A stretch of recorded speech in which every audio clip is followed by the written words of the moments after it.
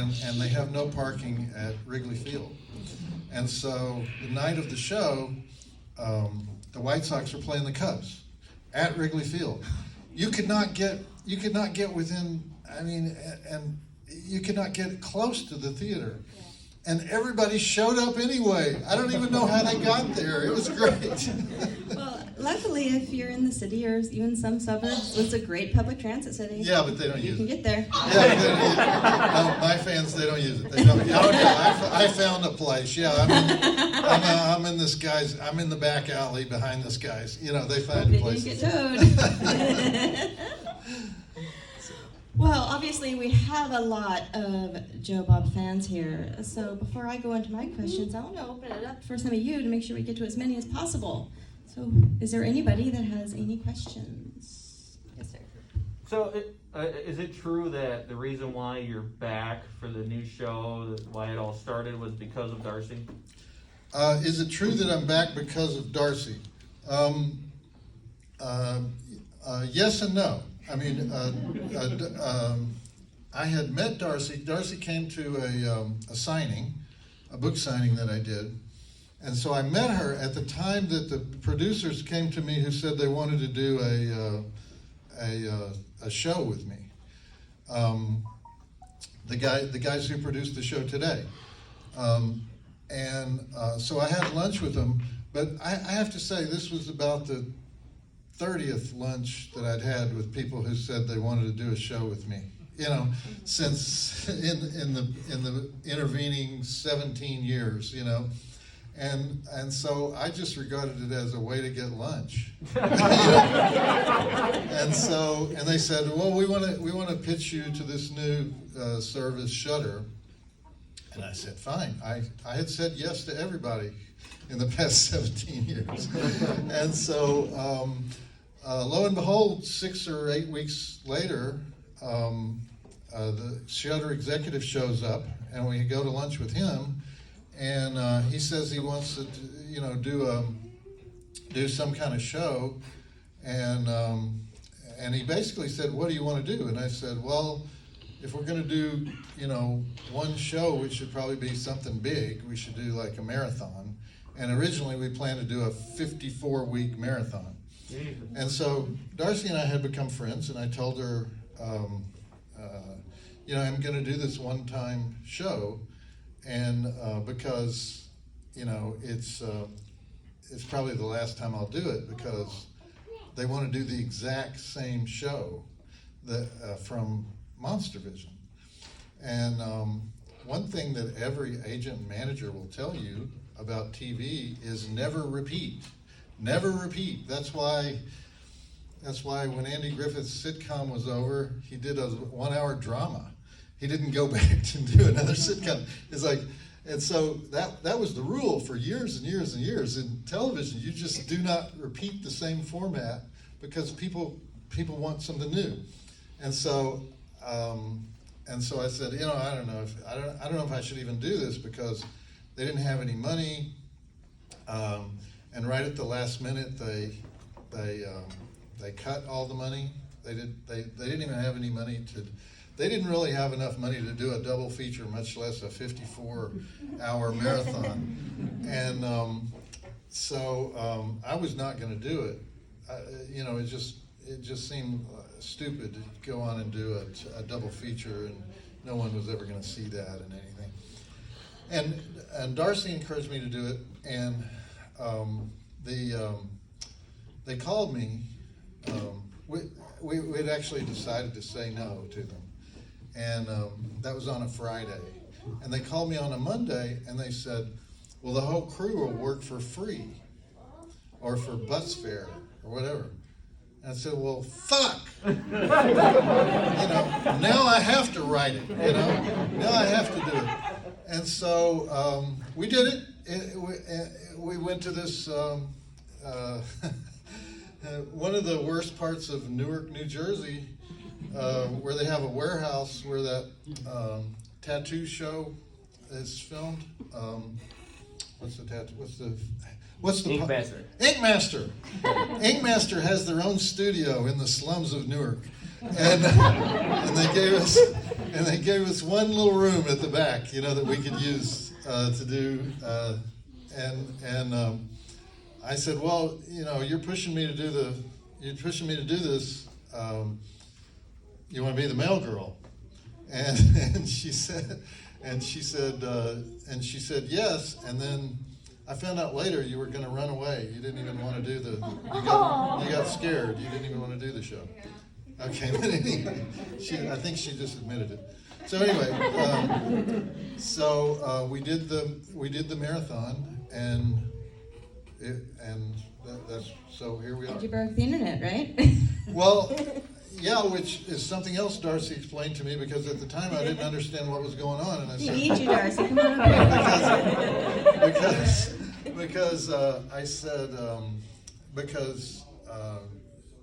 because she was like, hey, everything crashed. All the servers crashed. And it wasn't just Shudder. It was AMC servers crashed, and the IFC network server. It's like all these servers for these TV networks crashed. Awesome. And I said, what does that mean? And she said, nobody can get on. Nobody can get on. Just have that thing circling on your screen. You can't get on. And I said, so nobody can see the show. And she says, right. And I said, so this is bad. And she says, no, this is good. Well, I kind of want people to be able to see the show. And she's like, no, it doesn't matter. This is better than people seeing the show. And I was like, I really worked hard. I would like people to actually see the show. And it's like, no, it's a good thing that they can't see the show. And so I was very confused that night. And eventually some of the people got on in like the 10th hour, or some of the people got on as early as like the third movie. But the whole setup for the whole thing was the intro to the first movie. And then the second movie was Sleepaway Camp, which I thought was a killer, Yeah. And then the third, fourth, fifth movies, those were programmed to be on at 4 a.m. when nobody's watching. And so the people are tuning in at the time that it sucks. So anyway, so it was a weird way to start. And I have to hand it to these guys, Austin Jennings, the director, Matt Mangiarides, the producer. I said this will be the third time I've done this exact same format. And they were like, right. And so I've done the same show basically my whole life. Yeah. And that's something else I wanted to ask. Well, first of all, I want to say, I remember hearing Darcy on the Radio 8 Ball podcast years ago. Yeah. And she talked about how she came into this whole thing, which was amazing, and you kind of touched on that as Radio well. 8 Ball is the guy from Slimeball Bolorama, right? Mm-hmm. And Nightmare on Elm Street Part 4, the Andros Jones Yeah, podcast. Andros Jones. If you like music, go check it out. It's really amazing. But yeah, Miss Darcy was on a very early episode. But yeah, so this show has had so many years. I started watching on TMC when I was just... You started watching on the movie channel? Oh, wow. You're not old enough. How old were you, 3? About that. maybe like 7. Your parents just didn't give a damn, did they? I started watching horror when I was 8 years old, and I never stopped. Oh. Yeah. Thank you. My husband's sitting right there. He'll tell you that. But we didn't just have horror. We had all those European sex comodedies. Yes, my mom wouldn't let me watch those, but she had no problem with blood. They would not let She you was watch fine it. with the blood. They call them. Erotic thrillers. There was actually very little sex and very little comedy in them, but there was a lot of nudity in them. Yes. And so we would play these movies like She's 19 and Ready. No matter, it was horrible. It was just this horrible West German sex comedy back when Germany was 2 countries. It was this. They called it a West German sex comedy, and it was terrible. And the lead actress was not 19; she was 40.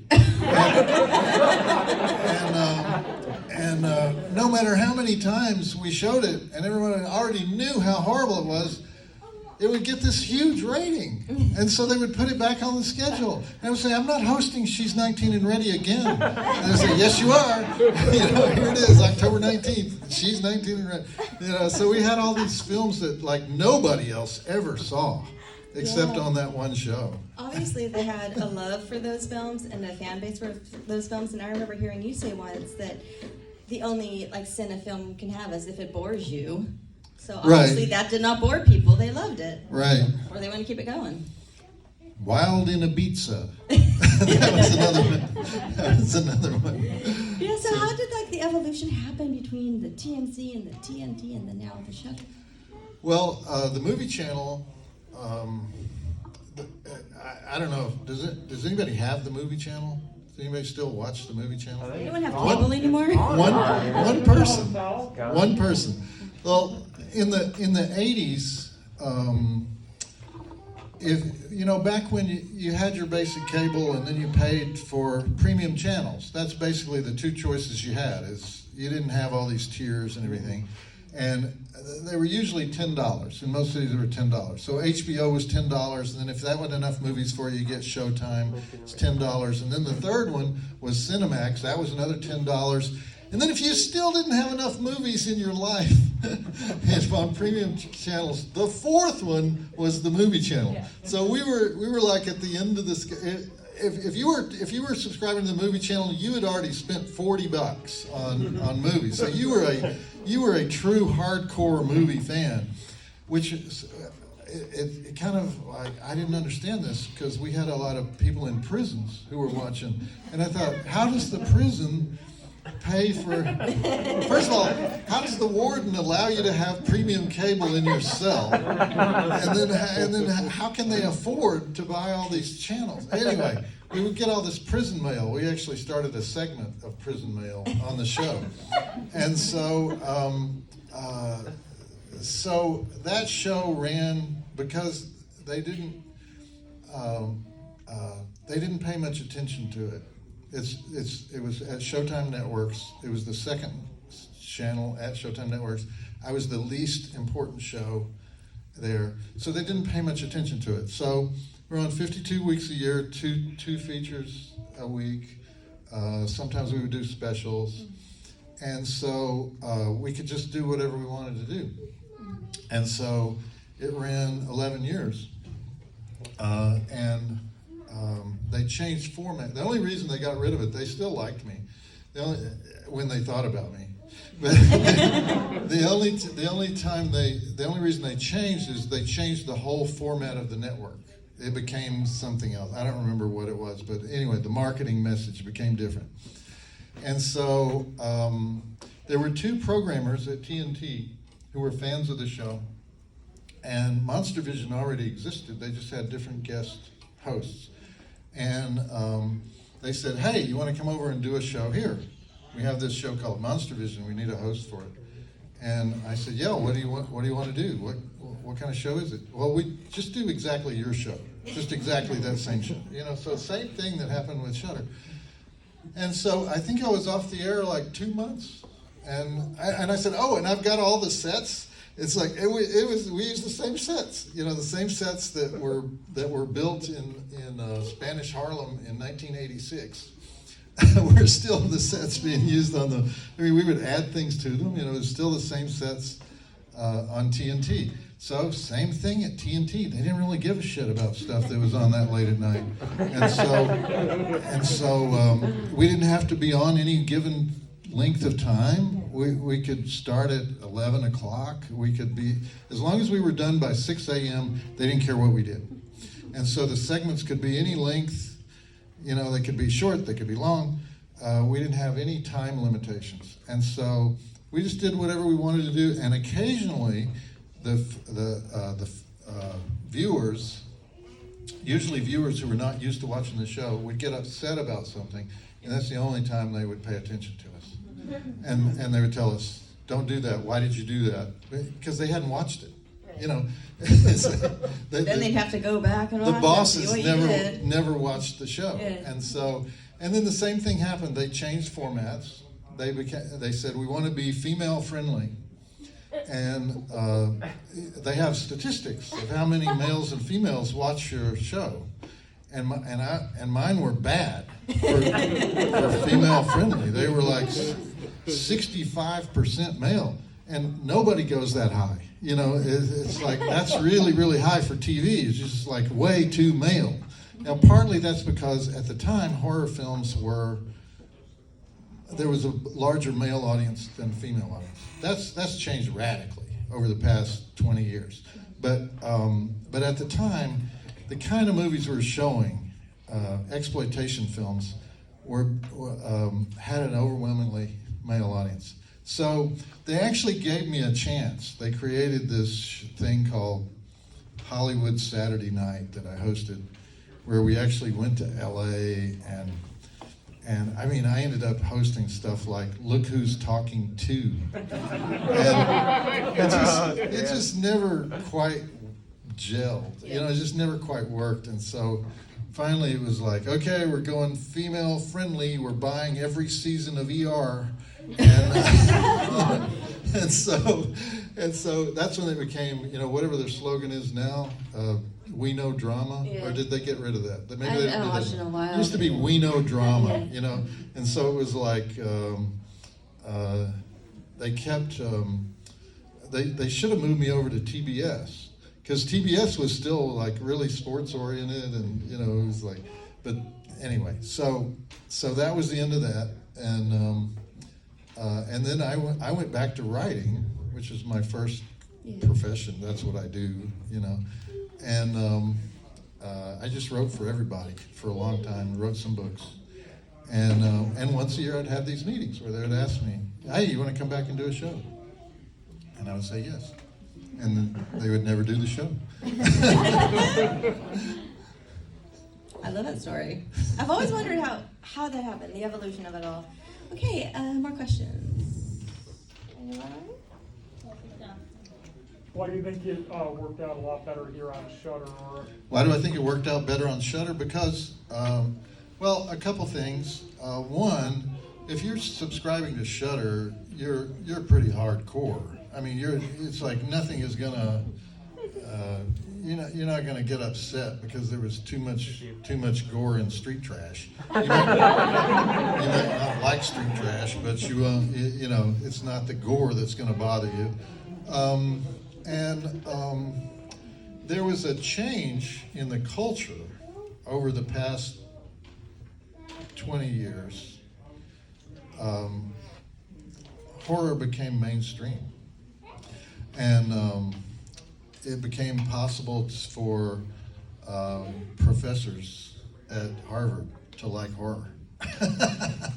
And you would be surprised at how many professors email me. And they're now professors of horror. I mean, they may not call them that, but there are professors and academics who write, you know, book-length treatments of various directors who, when I first started reviewing these movies, you know, those directors would have been considered the scum of the earth. And in fact, when I first started reviewing the movies, you know, even before I was on TV, they were considered not suitable for a family newspaper. You know, you just didn't review those movies. They were just not reviewed. And so people don't even remember that time now, because today, if anything, any movie that comes out has 100 reviews on the internet the next day. You know, so people don't realize what a huge change it was. It's like, I don't think anybody even noticed. I was like going around saying, hey, Shape of Water won the fucking Academy Award. And then it was like, yeah, so what? And I was like, a rubber suit creature movie, a horror film, won the fucking Academy Award. It's like, and nobody thought it was that big a deal at the time. And I was like, this is huge. This is like a cultural sea change. This has never happened before. And, you know, like, I don't think anybody else thought it was that big. Not only don't we win, we don't get nominated. What? Not only don't we win, we never get nominated. Yeah, I mean, they would always say, you know, has anything ever been nominated for? Has any horror film ever been nominated for an Academy Award? For decades, the answer was yes. Dr. Jekyll and Mr. Hyde in 1932, and The Exorcist for technical nominations. That was it. That was it. There was absolutely no interest in horror by the Motion Picture Academy or by the people who voted for whoever votes. Who knows who votes? I mean, I think they wheel them in from Palm Springs and hook up their IVs and they vote. But anyway, that change, horror is a genre. It's no longer a subgenre or it became respectable. Yes. So I think that's why I was able to come back on TV, because it's sort of like if there aren't that many guys who've been following it that long. Forey Ackerman was dead, so who are they going to get to come on and talk about it and curate it? There aren't that many people. Yeah. Wow. There are now. Yeah. I mean, anything I ever write about or talk about on TV, I have to be really, really, really, really, really careful because somebody is going to say that was not his fourth movie. You're ignoring the short film that he did in 1946. It's like, everybody knows everything. Everybody knows more than me, And so when I research these movies, I have to be really, really, really on the ball. Whereas when I first started talking about the movies on television, we would frequently have to call up the director, if we could even find the director, to find out anything on the background of the movie. And so now it's like there's too much information, and too much false information. Exactly. And so you have to be really careful. Yeah, when I'm giving fun facts, I'm always like, I read this on the internet. I don't know if it's true, but I read it. So yeah. Yeah, exactly. And there's this thing that happens on the internet, which is the plausible false fact. Mm-hmm.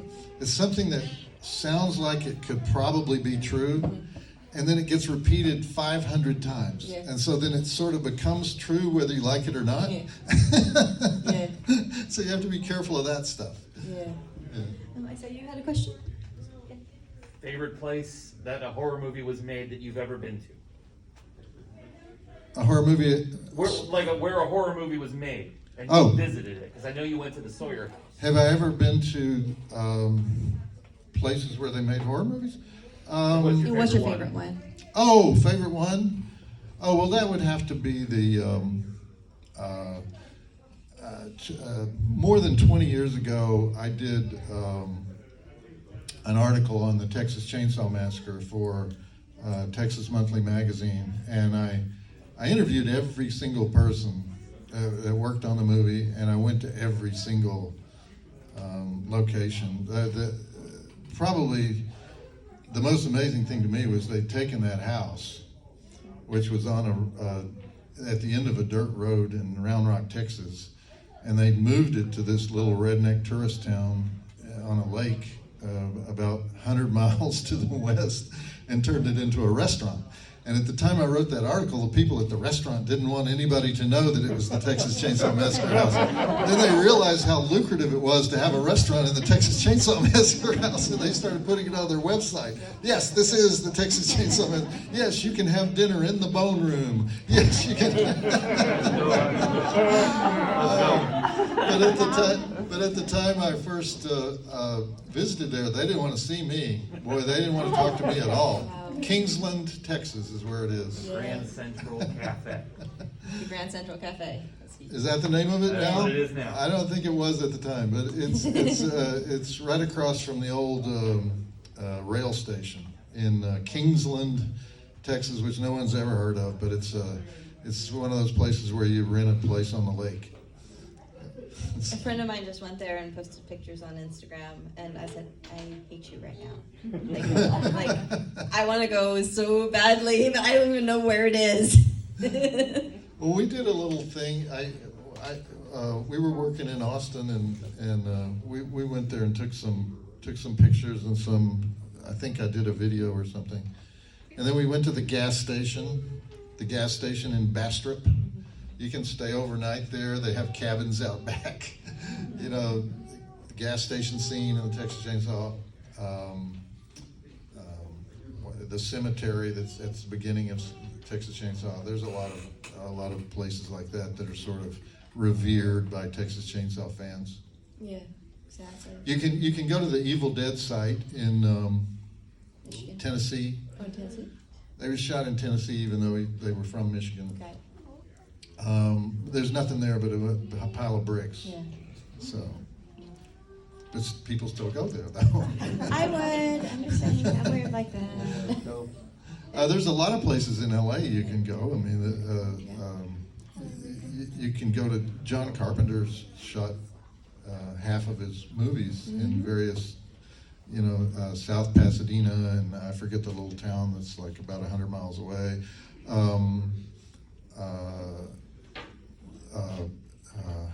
The Howling Seven, which was the worst movie we ever showed on MonsterVision, and it was so bad that it kind of became a cult, a minor cult thing at MonsterVision. We showed it 2 or 3 times because people got so interested in it because it was so bad.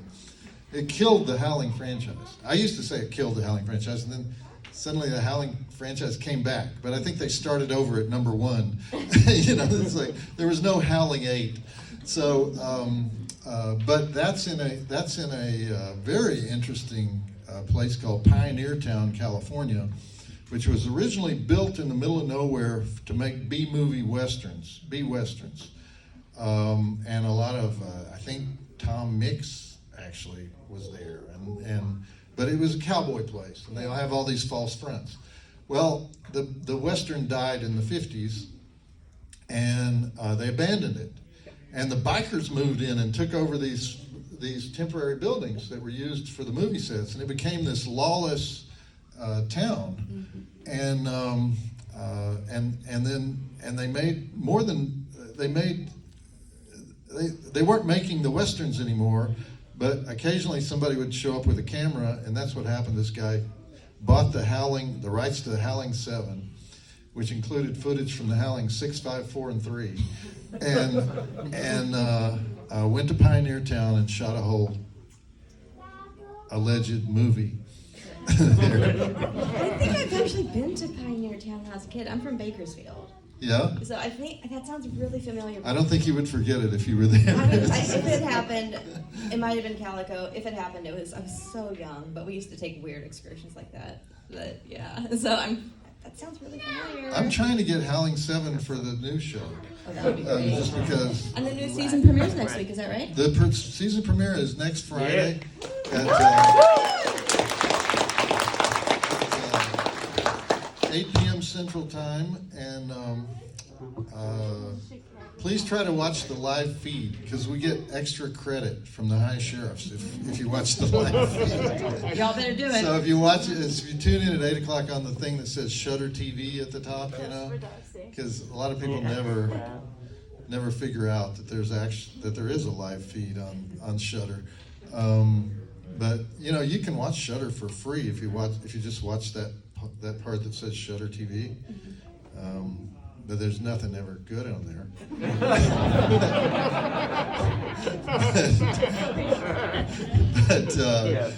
but fortunately we have that so we can do our premieres.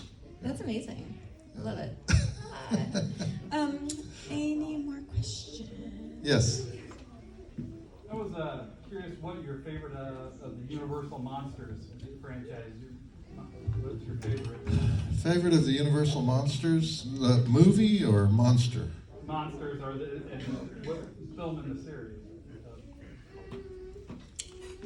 Probably either Bride of Frankenstein or Creature from the Black Lagoon. Does that count? Or Absolutely. or the Spanish version of Dracula. Have you ever watched that? Yes. The guy who was the Spanish guy who was using the set in the middle of the night, after they finished with it on the regular one, was doing a much better job. Are you more of a Hammer horror guy than the regular Universal? If I had to choose between Universal and Hammer, I guess my taste would go more towards Hammer. I always go towards the lower budget overachiever type movie, you know. So I mean, but it depends on what you mean by Hammer. Darcy just wrote a massive article on Hammer, a primer for Hammer in the latest Fangoria. Check that out. But there was a Awesome. as she pointed out in the article, there are several different periods of Hammer. It depends on what you mean by the Hammer films. I mean, in the 50s, it was one kind of Hammer film, and then in the early 60s, a different kind of Hammer film.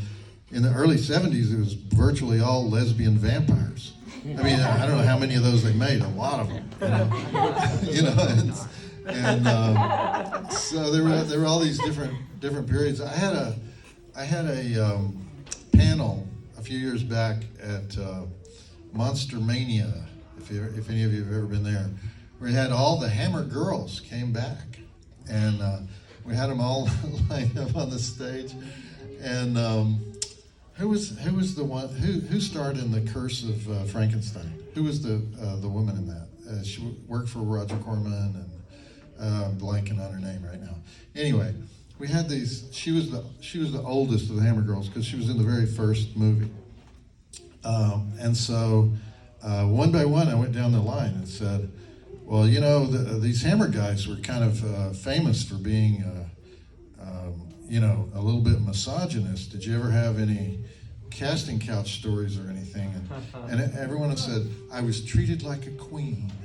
I was treated so well." And we went down the line, and oh no, they were wonderful. And we get to the last one, and I'm sorry that I can't remember her name right now. Hazel Court. Hazel Court. We get to Hazel Court, and they say, "Well, okay, so what about you, Hazel?" And she turns and looks at the other women and says, "What planet were you girls living on?"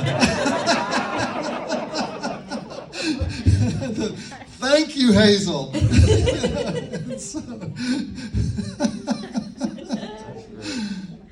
That's great.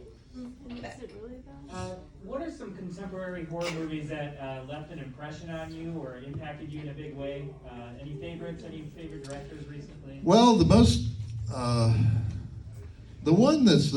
most recent one that had a big impact on me was Invisible Man. I thought that was just terrific the way he did that. And then when I read the story of how, you know, of all the franchise deals they were handing out, that was the one they didn't really care about.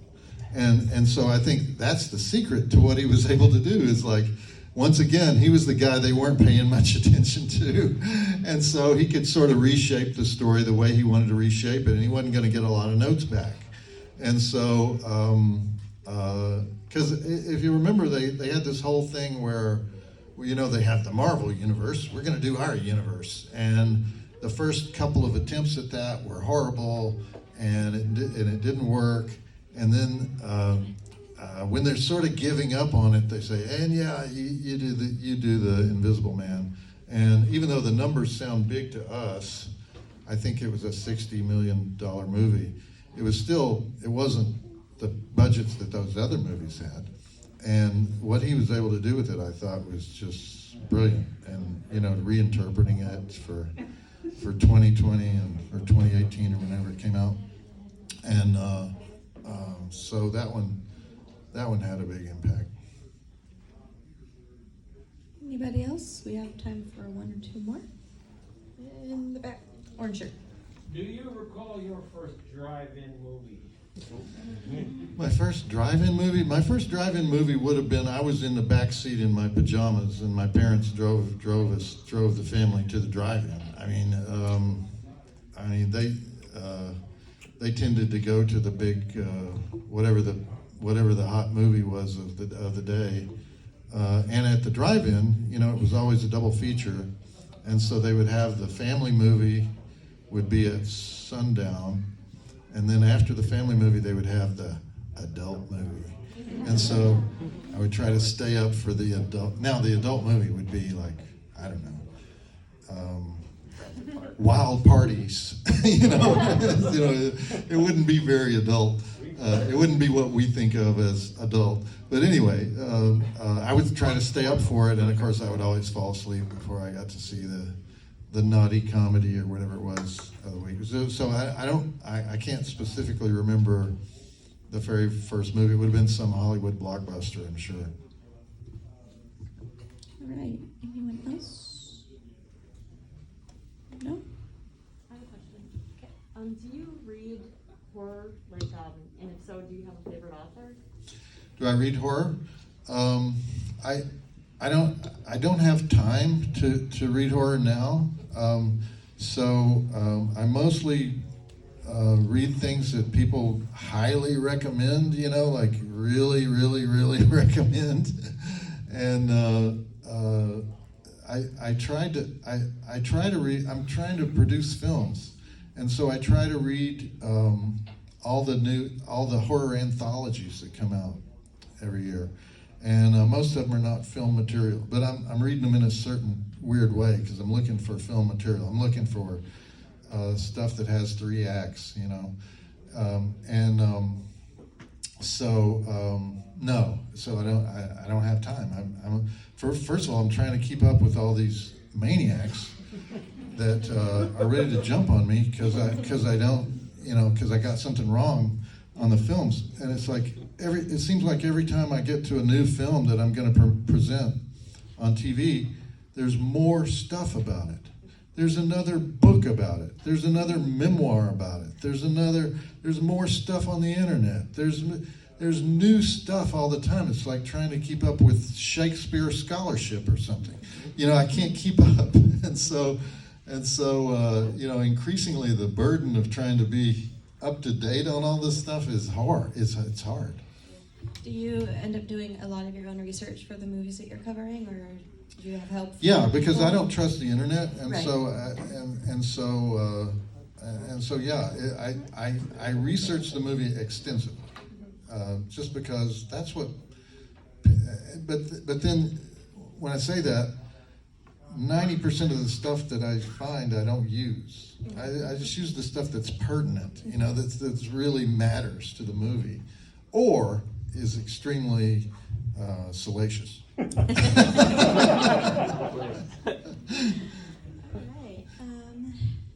All right, one more if we have one. Is there a movie that you've ever wanted to show on any of your shows that's been constantly rejected? You can't seem to get it through. Maybe the show is too long, or the movie's too long, or the studios just don't want it to be aired. Movies that we can't show? That you've ever wanted to get, that they just keep Oh, saying no there's to. a long list. There's a long list. Some of the studio libraries have in their legal agreement that you can't interrupt the movie. So those are all off limits. We can't even go there. Now we've had, through Darcy's intervention, through Darcy's hard work, Darcy found one of the lawyers who wrote that language, and he's agreed to make some exceptions for us. The reason they do that is they don't want you putting commercials in, And so what we do is different. However, the language is there. We can't violate the language. So there's a lot of movies that are sort of off limits to us.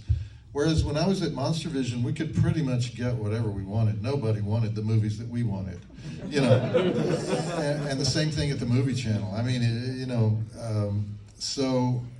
but things have changed. It's like, big deal networks now want all the Friday the 13th and the Halloween, so they can do their big 30-day Halloween promotion and everything. And so people that are bigger than us, are spending more money, and so there's that factor. Then there's the factor that that some of the movies we want, we can't figure out who owns them. And so you would think, well, that's a good thing because you just put it on and say it's in public domain. No, that's not a good thing, because any corporate lawyer that's at your network will say, no, we're not going to take the chance of being sued. We have to know exactly who owns it, and pay them a fee. So there's all kinds of problems, and there's a long list of movies that many of them suggested by Darcy, some that have been suggested by me, and Darcy has done polls of the fans of movies that we want to show. Although, here's something I haven't understood about you guys. It's like, a lot of times we'll get a request, will you please show this movie? I've watched it 30 times. What? You know, it's like, I tend to think it's better to find movies that people have never seen, you know, and promote those, you know. And so the idea of the movie that you've watched 30 times that you want to be on the show is a little bit strange to me. We want you to talk about our favorite movies. Exactly. Okay, well, They want your okay. take on it. Okay, but what if my take is wrong? You are entitled Or to what- your wrong opinion. What if my take is, this movie sucks? That's a dangerous thing. Well, I have one more question to wrap it up, and that is, how much of John Bloom is in Joe Bob? Well, that's a good question. I mean, John Bloom is not as interesting as Joe Bob. I mean, most of my career has been as a writer, and Yes. if any of you know writers, I mean, we're not very fascinating people. We spend all day staring at a screen, and so originally, when I first created Joe Bob, I would have him say outrageous things just to be politically incorrect, just things that I didn't even believe. As time went on, there's this thing that you develop, this trust with your audience, that I decided you can't do that. It has to be an exaggerated version of what you do truly believe. And so I stopped doing the intentionally outrageous, politically incorrect jokes, simply because it kind of breaks a connection with the audience. Even if you get a laugh, you know, it breaks the connection with the audience because of what we're doing. We're taking these movies that we love and we're talking about them in an earnest way. And so even though we can be funny about it, it has to be true. And so now I would say Joe Bob is an exaggerated version. Well, that's John not a Bloom. bad thing. Okay. Right?